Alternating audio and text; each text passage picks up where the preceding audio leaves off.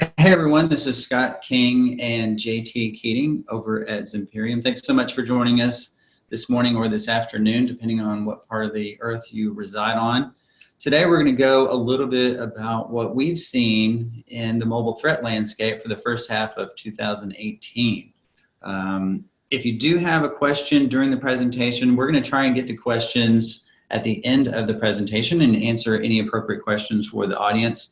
If you could submit those into the Q&A window, our moderator will help us out there. But with that, I think we're, JT, any opening comments before we get started? No, I'm looking forward to going through this. We've got some conversations about some of the risks. We've got some data that comes from surveys. We've got data that comes from our millions of devices around the world. So I'm looking forward to it. There's some interesting trends as we get into it for sure. Yeah, the first data point we have is actually from a user submitted survey, right? Right. And users in the LinkedIn security community state that 24% of organizations suffered a mobile security breach driven by malware or malicious Wi-Fi. Why do you think that is so high? That seems high to me. Well, what's interesting is we've been looking at these numbers, and as you know, and folks that are on the phone can participate in this as well, because we're doing an updated version of it again, because we do it fairly frequently as a part of that group. This number continues to rise over the years we've been doing it, and then as we get to the next number, that number is starting to shrink a little bit, and that is, as Scott just indicated, the percentage of folks that don't know. So again, these are surveys where we're asking people, have you been breached by mobile? When we started doing this, Scott, a couple of years ago, these numbers were dramatically different. Like almost 60% of the people said, I have no clue. Why did they say they had no clue? Well, they said they had no clue because they had no visibility onto their devices. Because of implementing solutions like Zimperium, they now have visibility into what's happening. So I think that 24% number, for a long time, we've been having conversations where you would hear somebody say, well, the breach started in our server room. And it's kind of like, well, how exactly, if we've been spending tens of billions of dollars on network security and on endpoint security, did it start in the server room? That never made any sense. But because they didn't have visibility into things like mobile devices, they didn't know. Now, with things like ourselves, they're actually starting to get a much clearer feel. Now, the other part is, I think the other thing that's interesting is the malicious Wi-Fi. The malicious Wi-Fi numbers, as we know and we've seen, because we detect across the kill chain when we get into it. And for the folks on the phone, there's primary attacks of device attacks, network attacks, and malicious apps. The number one way to do a targeted attack against an enterprise, which are the people we're protecting, because we're an enterprise-focused company, is to set up a malicious network. So I think what's happening now is people are getting visibility into the fact that those malicious networks are out there in greater and greater numbers. And obviously, we'll be talking more about that as we go through our data. Yeah, obviously we should see the 24% number at least go up in terms of detection, maybe not an actual attack, and then the hopefully the 43% number goes down, right? Because you're getting visibility. Yeah, you need visibility. Okay. So, really we want to talk about how many devices are out there, right? So mobile is a valid endpoint, right? And we look at market share, over the past couple of years here, mobile is increasing, right? Everyone is digitizing their businesses. There's all types of initiatives to make sure that work gets done faster. Our security team's still not paying attention to mobile endpoints, or? They are increasingly paying attention to it, that's for sure. And I think part of that is the fact that mobility is a foregone conclusion. All their end users want mobility, whether it's point of sale, terminals being tablets, whether it's patient data on tablets, whether it's accessing my email on the phones. The users want it, the users demand it, and for even competitive employee reasons, they pretty much have to deal with that reality. But, we always joke about the rules of security are simple and finite. Well, one of those rules is land and expand. There's a reason why in the past, hackers went after the HVAC guy at Target, or went after the point of sale terminals franchise hotels instead of the main ones, because it was the easiest place to go. As we were talking about on the slide beforehand, since there's no visibility on most mobile devices, and mobile devices are now having access to pretty much everything that regular devices have on corporate networks, they're very logical targets. So most of the, I mean, we are busier than we know what to do with, because the security teams are catching on to that. Yeah, and especially if we, you know, the next chart here, JT, shows the combination of iOS and Android into a mobile category.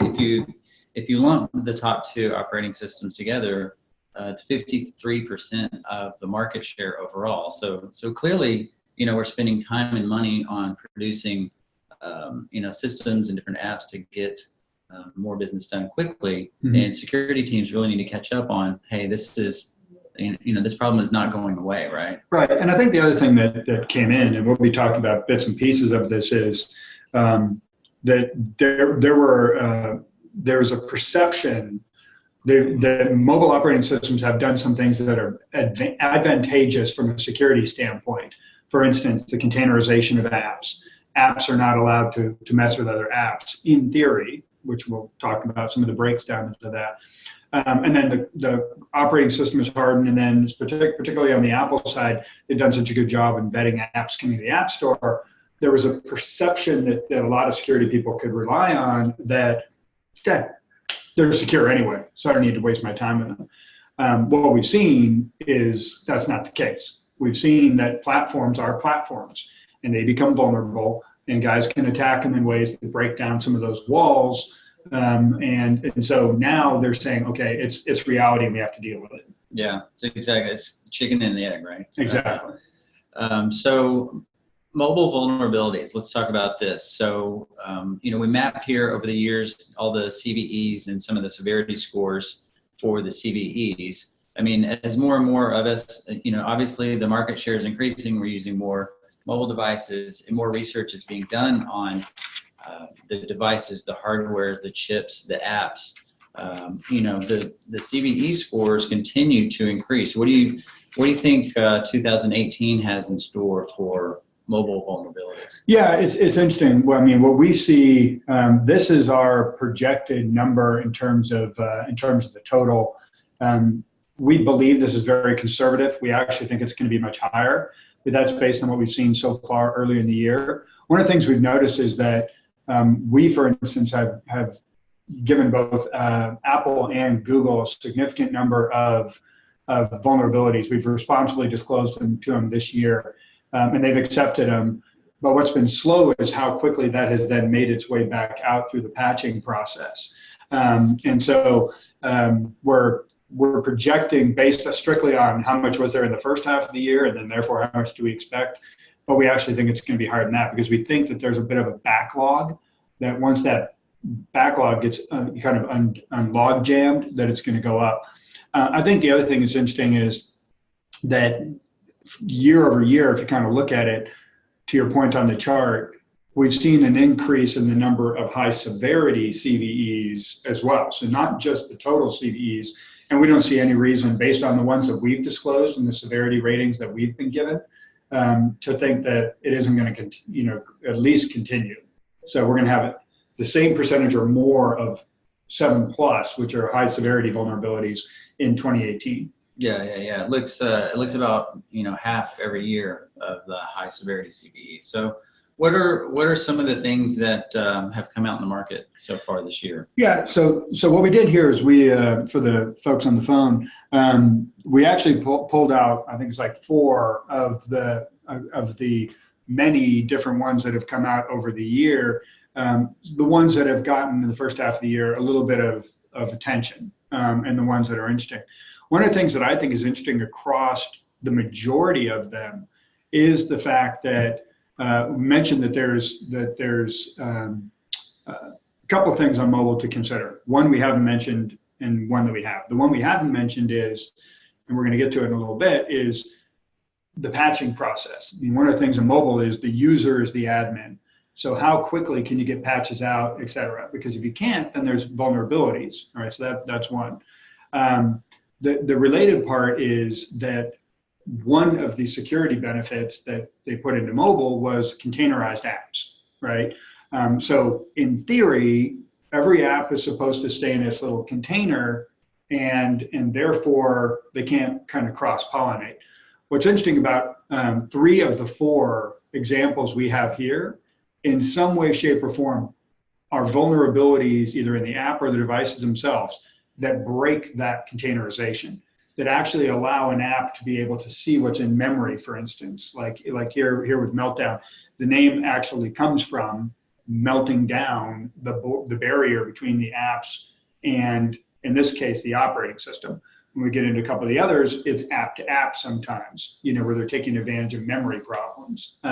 So I think the thing that's interesting is that Meltdown is this one, and it came out, and it was not only on mobile. Both Meltdown and Spectre, the one that we'll talk about next, are related.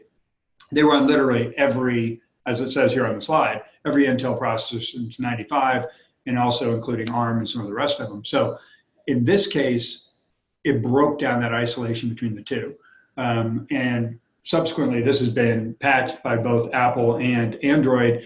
There was a little bit of consternation by folks that has actually slowed some people down in updating operating systems afterwards, where there was a perception, in some case a reality, that performance was being impacted by the fix for Meltdown. And there was some user backlash at the beginning part of the year on that one.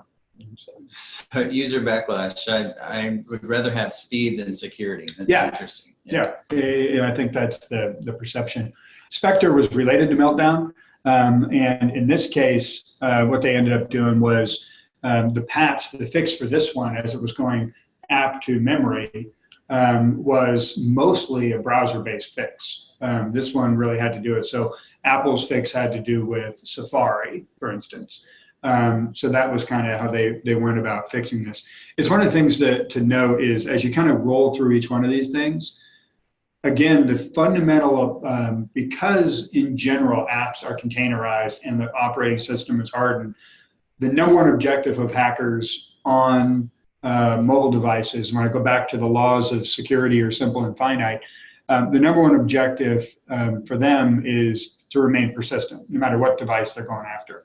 The only way to do that is to either gain some sort of elevation of privilege or root access or something along those lines. All of these vulnerabilities, in some way, shape, or form, tried to go through that process. But what you need is, even if you couldn't detect, let's say, the vulnerability right off the bat, if it was the 0 day, for them to elevate privileges, they need to do certain things. And any good mobile threat solution should be able to detect the rooting of the device, the elevating of the privilege, et cetera. So you need the kill chain. You need something that detects malicious apps, malicious networks, malicious elevation of privileges in order to protect against all of these. The other thing that's interesting is that of the 4 we're talking about here that got the most amount of press, which is why we put them in, because we received a lot of inquiries from our customers, all 4 were research projects with no known exploits actually available in the wild.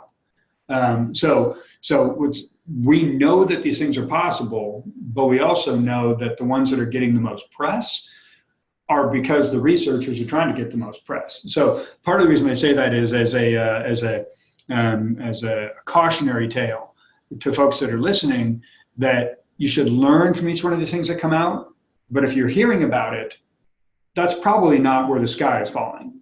There's no known exploits for a lot of some of these. What you have to be worried about are the ones you don't know about that are taking advantage of the exact same sort of fundamental problems.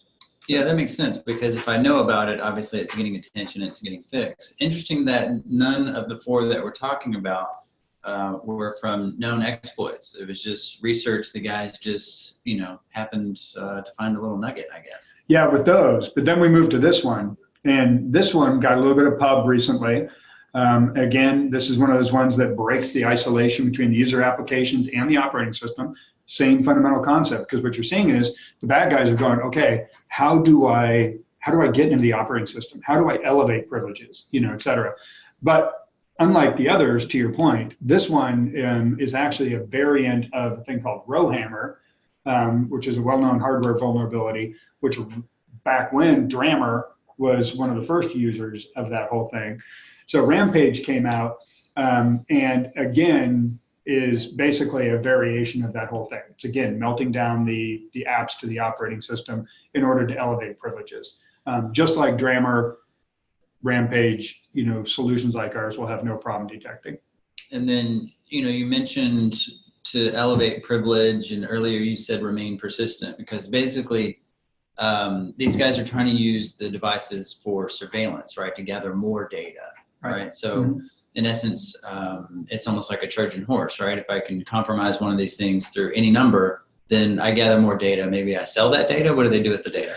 Well, it depends. If they're going after the data, it depends on what their ultimate objective is, right? It can be to sell the data itself. It can be to use the data to further surveillance and to further penetrate a network. Sometimes they're not using the data when they elevate. They're actually using the device. Now all of a sudden you can do spear phishing directly from somebody's texting. I'm getting a text from the CEO. I'm going to respond to it, right? Or email directly from them. So it depends on what the ultimate objective is. Sometimes, like you said, it is the data, especially with like network-based attacks and things like that. I just want to steal sensitive data. In other instances, it's to weaponize and to go further into the organization. Okay. Well, what's next? What do we have? This is one that was relatively recent. Again, got a lot of pub because it had nice little hyperbolic, and I don't get to use that word very often. Mom will be proud as an English teacher. Headlines that said things like every cell phone can be compromised and blah, blah, blah. Every cell device using LTE can be compromised. So LTE is basically an improvement, and it's a great improvement from a security and performance standpoint of the cellular network that was called GSM. And so it had all sorts of security and other different performance advantages, which is why when everybody looks at their phone, they see a little LTE sitting there, right? Oh, okay. What Alter did is, Alter itself is the researchers, again, divulged this. And it was basically a couple passive attacks, which you can see here. One is a identity mapping of the end user, and the second part is web site fingerprinting. But what people really care was an active attack that they demonstrated at layer 2 of the OSI stack, if you will, data link layer. There's already been things known at the physical layer, already been things known at the network layer. This is the one that was in between. But what Alter basically did was it is a mitter. Is what it is. It fakes being to an end user, because end user phones will connect to the one that's most powerful, right? So it will fake to the user that it's a cell tower, but then it will fake to the network that it's a user. So it ties into the user directly, but by being in the middle and being able to get into the packets, which is where the identity mapping and website printing comes in, it can basically take a user to a fake website. And if you take a user to a fake website, which we've seen from any kind of phishing attacks or anything else, you can either steal credentials in a phishing example, or you can actually deliver any kind of malicious payload, which then goes back and what is its objective? Elevate privileges, right? So again, it's all part of the whole stack. So it was a really interesting, it got all sorts of pub, got all sorts of, again, pure research project. Even the GSM crowd and the guys behind LTE said, it's pretty interesting, we should probably look at it. But there's no known exploits out there anywhere. Our research team, the primary point that they have is, even though the people that are attacking us are bad people, they're good at what they do, and they're very efficient at what they do. And there's nothing that you could do with this, especially considering there's some downfalls or some limitations you would need to do in this, that you couldn't achieve the exact same goal far more efficiently and far more easily on phones that aren't protected by guys like Zimperium with just simple rogue access points, traditional Wi-Fi MIDMs. You can achieve all the same goals in a much more targeted, much more efficient standpoint than trying to compromise and take over and fake the entire cellular network. So once guys like us continue to get rid of the Wi-Fi problem, then maybe something this sophisticated will occur. But for instance, you needed to be within a mile of the target. You need to, so you need to know where they were. You were taking a whole bunch of other people's stuff over. I mean, it was like, matter of fact, when they even did the test, the cell phones were completely shielded. from every other network with actual like shielding, so it's interesting. And again, it got a lot of headlines, and again did demonstrate the fact that there are multiple ways that you can accomplish these goals. So the macro point for me, if I take across these four or any of the rest that if anybody's interested, we've got a great thought leadership page on our site where you actually can look at our research team's thoughts on all these different attacks. Fundamental point is there's a lot of these things coming out from a lot of different directions because there are people that are trying to achieve this. But my other point earlier was, think about the ones that you can't see yet. I mentioned the laws that are immutable in security. Land and expand is one. Remain persistent is the second. The third for me is targeted attacks are going to be customized. They're not going to be something that's blacklisted, that's put out there that they're coming. So these are the ones that are obvious. You don't know which ones haven't been seen unless you're doing something proactive like mobile threat defense. Interesting. So this one possible, but far-fetched, right? Just way too complicated. Right. Okay. I think we're going to talk about some things that aren't far-fetched now. So here's a chart of some of our data that we've seen in 2018. This is a collection of threat data amongst active threats and device risks. And JT, here what we're talking about is kind of the static risk a mobile device introduces into an enterprise or in a business, right? So, I mean, fairly, a majority are low risk, right? They're updated, they're current, they're running security software. 23% of them actually run a vulnerable operating system. I'm sure there are reasons for that. I mean, our customers are some of the most security conscious companies in the world, but maybe they have custom apps or something and they play catch up. But some actually introduce a very high risk configuration or extremely risky configuration back into the business. And these are unforeseen things, and some are user, right? Developer options or USB debugging, or they have the malicious profiles, right? On iOS. Any words on this chart here? Yeah, I think a couple of things. One is something you said that was implied in something you said I think is very important. It's important to note that Zimperium's job, our job, is to protect our customers, right? So when we're out there assessing things, we're going to be assessing each individual part, and to your point, providing a visibility into the risk first, and then threat second. Our customers are some of the most security savvy companies because they're the ones who've already implemented these solutions. Our customers are also the ones that are the most aggressive of forcing their users to update their operating systems. Even having done so, there's still a tremendous number of them that are at risk, right? I mean, when we go back and look at the number of folks that are on the current operating system, just one, like absolutely current today, or when we finished the report pulling, a month ago, it's about 50% of iOS and about 14% of Android are on the exact same, like today's version. But our guys have updated a lot better than everybody else. When we've seen data where we're not actively enforcing or out in the market, our users are significantly better. But then, like you said, as far as the other ones, what happens with our customers is they will establish policies based on the risk profile first. If your phone has been jailbroken, even though that's not an attack, that's a user saying, I want to get access to a third-party app store on iOS, that increases the risk. Similarly, if you said, I want access to third-party or debugging or any of the ones. So that's the risk part. And part of that visibility way back when, it has to start with how risky is my posture, because those risks then ultimately make it easier to lead to attacks like we're going to be talking about next, right?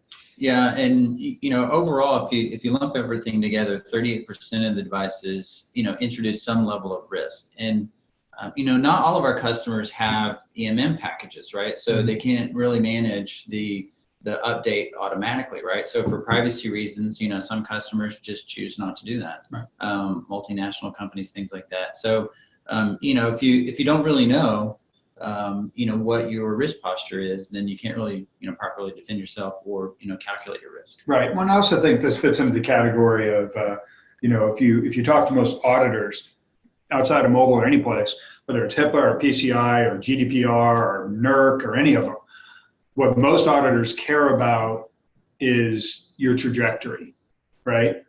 Am I improving year over year? So the first thing you need to do is have a baseline assessment of, okay, what is my risk now? How do I show that I'm actually trending in the right direction? Yeah, no, it's good. Yes, establish that baseline and make Right. sure that you're improving. But in terms of active threats, we see a whole lot of network threats.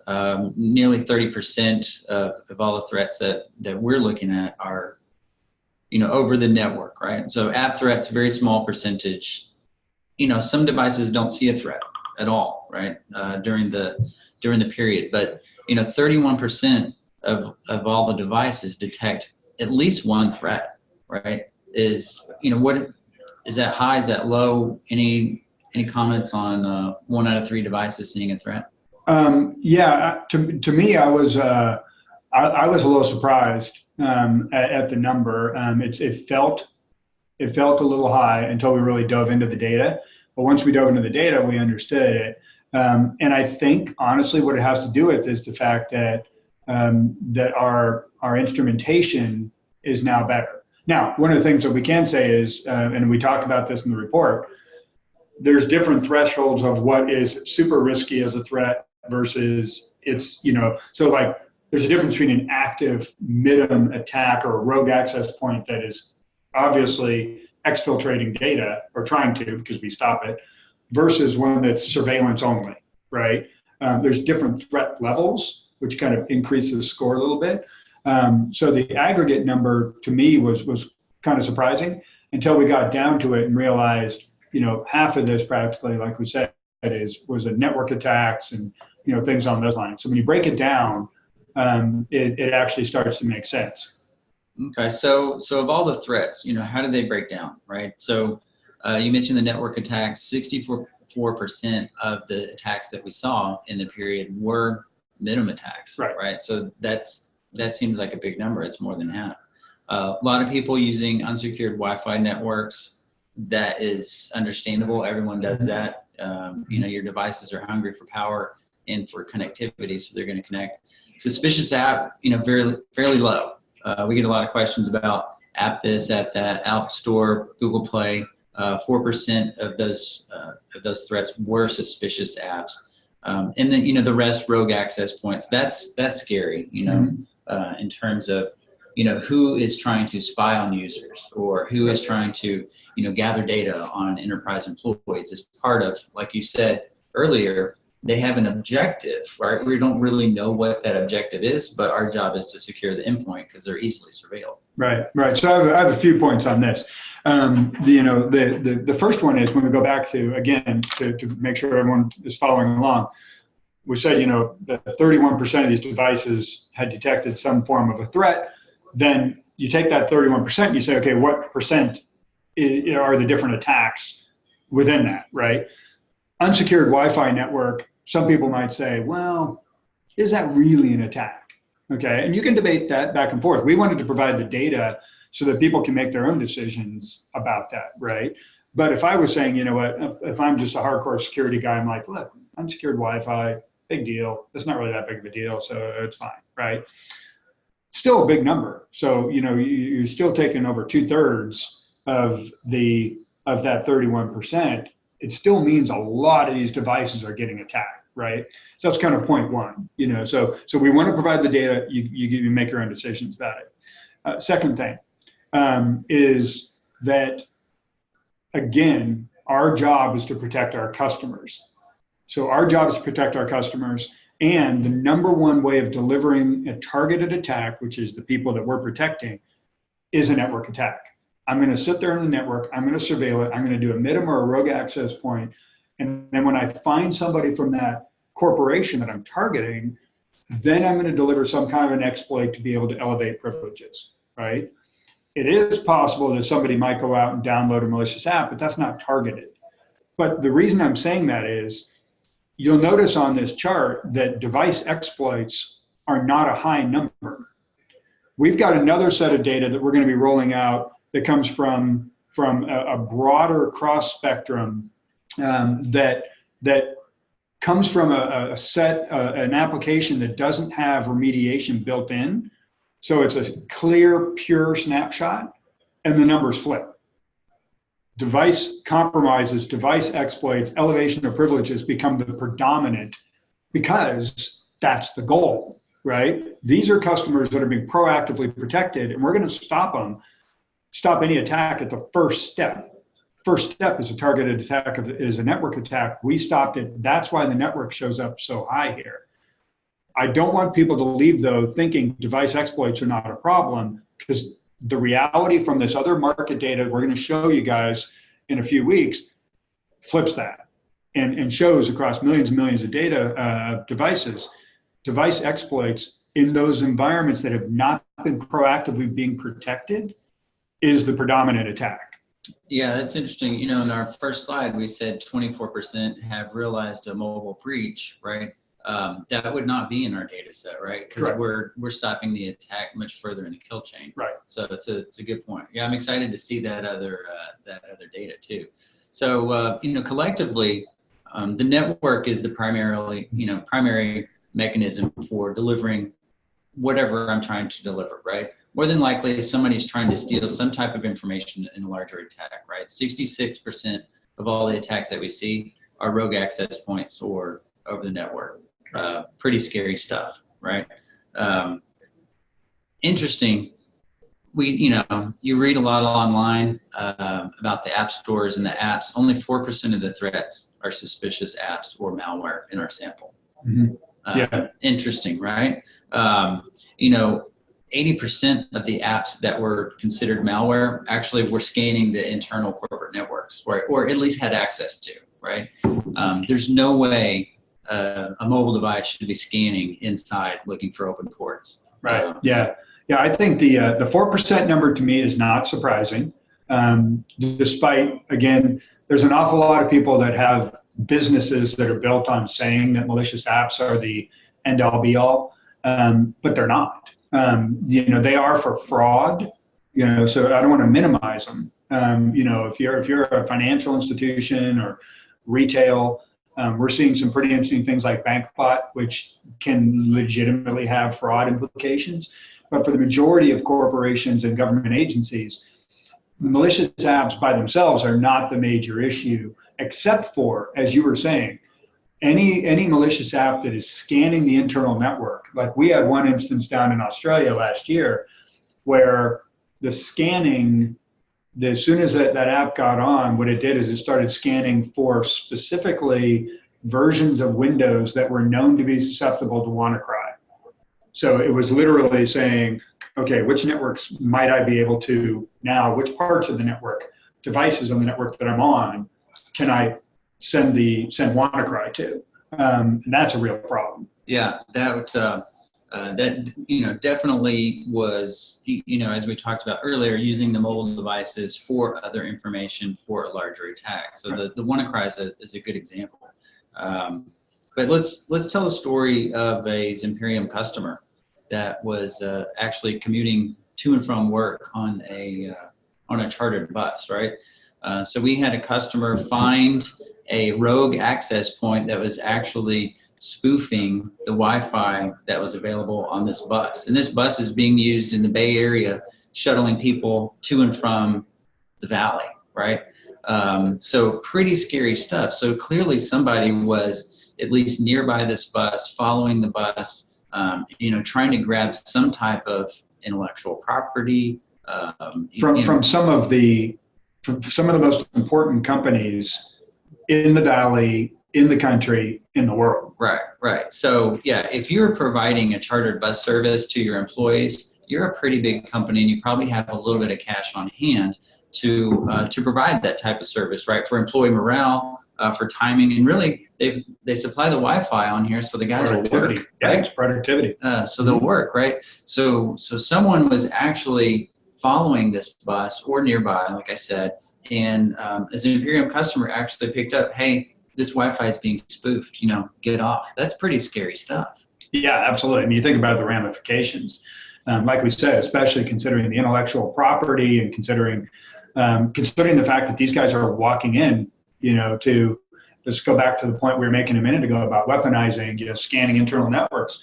If you're able to compromise somebody's phone, you have more control over that phone than they do, right? I mean, last year we talked about the scenario where the Russians had bolted a pineapple onto a drone and flew it around a NATO base in Poland.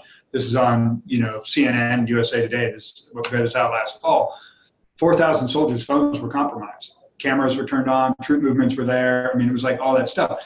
So if you could take advantage of getting all these incredibly talented people in the valley walking around the facilities down there, I mean, to be honest, that's not just a corporate risk. That's a national risk at that point in time. So very scary stuff. Yeah, very, very scary. So JT, that's all we have. If anybody would like the actual report that we went through, we did a high-level view of the data. The report is available at go.zimperium.com/mobile-threat report. I'm sure that'll be on our Twitter and our LinkedIn page. You can go grab the link. If you have a question, we're more than willing to answer questions live. We got a couple of minutes. If you don't want to ask a question, please just email us at info@zimperium.com or visit our website. We have a contact us page. We'll get right back with you. So I'll kind of kick it off, JT, with a question that normally comes up is, so what, right? I mean, we provide this data, and the actions that actually security teams need to take, back to their teams to create projects, to create budgets. What's the reality, right? Do they really need to be looking into this, or that is at a high level? That's what we hear. What do you advise security teams do on maybe a first step? Yeah, I would say the first step. I mean, obviously, somewhat biased, right? To give you guys an idea how biased I am, I believe in this so much, having been in security for so long, that as a 49er fan, I agreed to move to Dallas. Okay, so I'm obviously biased. I'm sitting here in cowboy country. But to answer your question, the reason I'm biased is because it's reality. I mean, we're looking at this data. It's reality. The first thing that we do with customers is when we come in, we actually say, hey, let's sit down. Let's talk about your different mobility initiatives, and let's try and figure out which ones are the most risky for you as an organization. Which ones have access to the most valuable data? Which ones are on the most vulnerable devices? Which ones spend the majority of time outside of your corporate network?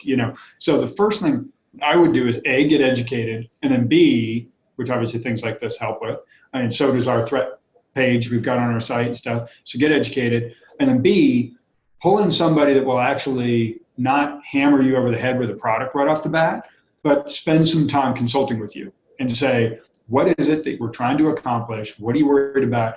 And how risky is it? Because in the grand scheme of things, from a security standpoint, you're needing to prioritize all of your security initiatives in one bucket first and then come down.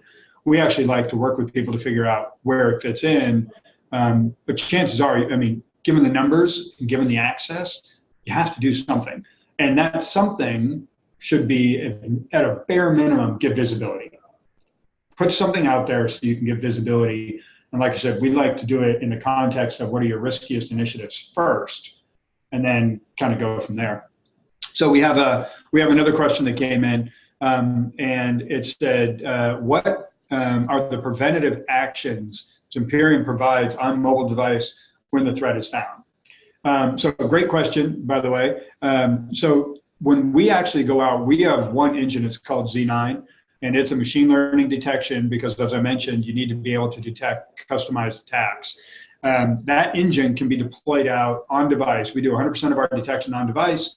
The reason we do that is because, as we mentioned, and as the data bore out, network attacks are the primary way of delivering these attacks. So if a bad guy controls the network, you can't rely on going to a cloud for detection for everything. So We have this thing called Z9. It's our machine learning based engine. It can be deployed out one of two ways. Either in a product we call ZIPS, which stands for Z Intrusion Prevention System.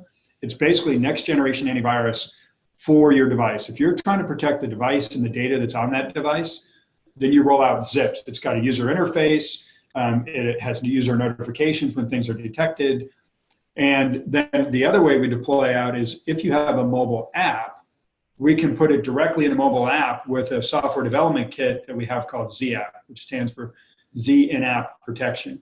The majority of our customers today are trying to protect their employees, and so they go with the ZIPS product. When we detect with ZIPS, we are integrated in with the greatest number of EMM solutions, Mobile Iron, AirWatch, BlackBerry, Intune, all the rest of them. And we also have the only ones with the capability of multiple EMMs. So if you're migrating from one to the other. So when we detect, we work with the EMM to be able to remediate it. And that's what actually provides the ultimate prevention. One of our partners, Mobile Iron, has actually integrated our engine directly into their EMM agent. So in their case, they can actually detect and remediate without ever leaving the device. So that's how we provide the preventative actions to provide protection. Great question. Thank you for asking. All right, perfect. Well, I think that is all the time that we have, JT. I totally appreciate you sitting with me and discussing this latest threat data. And thanks for all of you for joining, and please stay in touch.